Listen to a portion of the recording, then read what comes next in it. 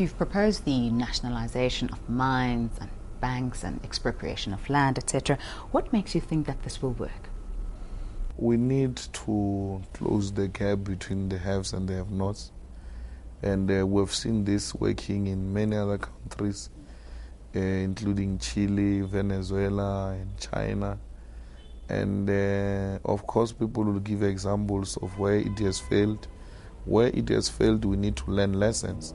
Why did it fail, so that we don't commit similar mistakes? We need our government to have a greater control and ownership of strategic sectors of the economy, mining being one of them. What we're proposing as a first option is that government must take almost 60% of the actual shares in mining, because government is a custodian of mineral resources in South Africa. If Patrice is mining and his mine is operational and is making money, we go in and say to Patrice, we are taking 60% of what you are doing here, what you are declaring as profit. However, because already you have made your investment here without calculating that government will come in, out of this 60%, we will service you, will pay you something, and it must be a fixed amount of money. We'll pay you something over time. Every year when dividends are declared, we'll take from our 60% to service that debt, and then once that debt is closed, then the whole 60% will now go into servicing the interest of the people. Why do you do that? Is because you don't want to tamper with the investment of people, which was made with a long-term view. And then when you come as a new miner, we then say to you, because you have not started mining, you are going to do that in partnership with government. We want government to be involved. Do you think government has the capacity to take on such an ambitious project? Yes, government has got capacity. Government is giving you everything else you have today because of this government. You are getting electricity. Today you are able to wash with hot water because of this government. What are you talking about? You speak like there are no companies that are getting closed every day. Private companies are being liquidated every day. There is corruption in private companies, in as much as there is corruption in government. So it's not as if private company is this perfect institution. I'm not even making the comparison. I think the point I'm making is, if government itself has admitted to having capacity constraints in terms of service delivery, how is it able to take on something even bigger, such as this? No. Even the basics that you mentioned, such as electricity provision, there have been challenges. There are challenges everywhere. If you can rely on the private companies to mine and sustain our economy, even when they've got challenges, let government also be given a space, a chance to prove itself if it can or it cannot manage. The document of the Youth League that speaks about economic transformation, a clarion call to economic freedom fighters, speaks about strengthening the state as an agent for change, because it will need a successful economic freedom, will need a strong state which has got strong accountability mechanisms, and individuals do not abuse their access to resources to benefit themselves. We are worried about what we are raising, and that's why we are speaking about strengthening of the state capacity to run a successful economy.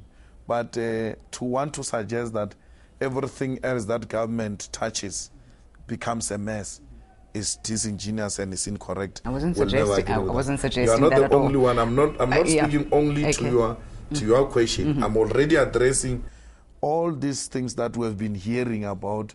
Government failure to do what? Because this government has done so many good things in 17 years. And this government will continue to do so many things moving forward. That's why we can trust this government with bigger responsibilities in the economy. When we came into power, we were questioned the same way you are questioning us. How will a president run a government? Such a big institution. What does he know about running a government? We ran a successful government.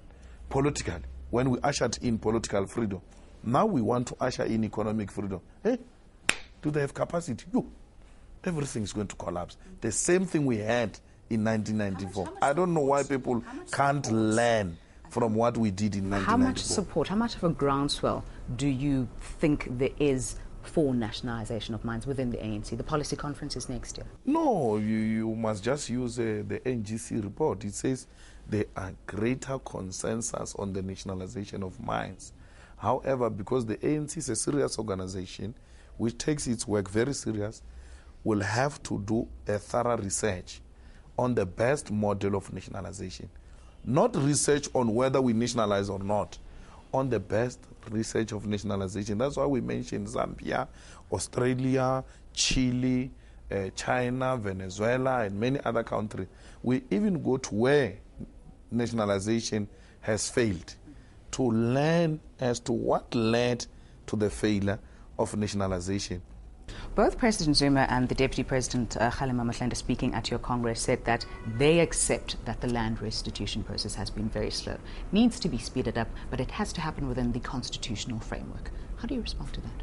My response to that is that we need to canvass for 75% in 2014, because we are going to resolve on the land issue in 2012, but we need to get a decisive majority, more than two-thirds majority, in 2014. Get 75%, amend the constitution, so that what we do is within what you are saying, within the constitutional confines. But in the meantime, whilst the ANC doesn't have that two-thirds majority, how is land restitution to be speeded up within the confines of the law? No, we are making an acknowledgement in the Youth League that we need to change the constitution. You can't do anything. Sure. You can't.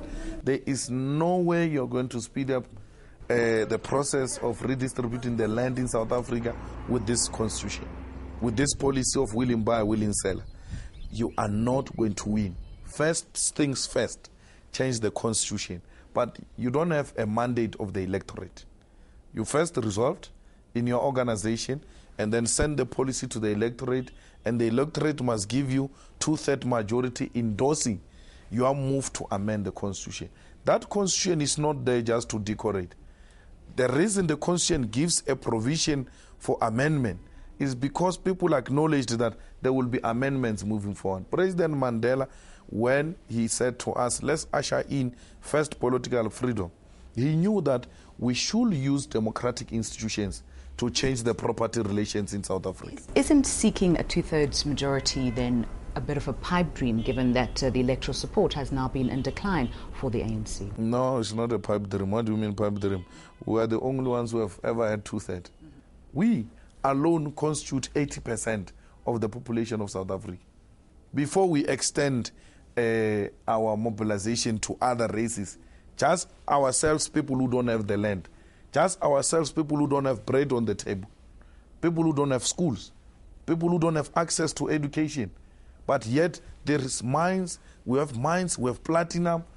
Nobody says, yeah, the Oppenheimers, we are going to open a college, a technical college that will teach our young kids in Sekhukhune technical skills of mining. Nobody says that. You have fashioned yourself on the ANC Youth League leadership generation of Nelson Mandela in terms of being radical and militant. But it is the same Mr. Mandela who agreed to those sunset clauses that you now want repealed. No, time and space in any revolution is very important. Mr. Mandela understood very well that just seizing both political, social, and economic power at the same time will lead to a disastrous situation. You first usher in political freedom, use institutions of democracy to transfer the wealth into the hands of people. That's why Mr. Mandela knew that the sunset clauses, even if they are agreements amongst people, the Constitution must have an option for amendment, so that when we reach that point where we want to amend, we shouldn't have a problem, but we should have the necessary mandate from our people. So President Mandela didn't sell out. President Mandela knew that this period will come. And if he was strong enough, I think he was not going to hesitate to lead the struggle. In the same way, he was never scared to lead from the front.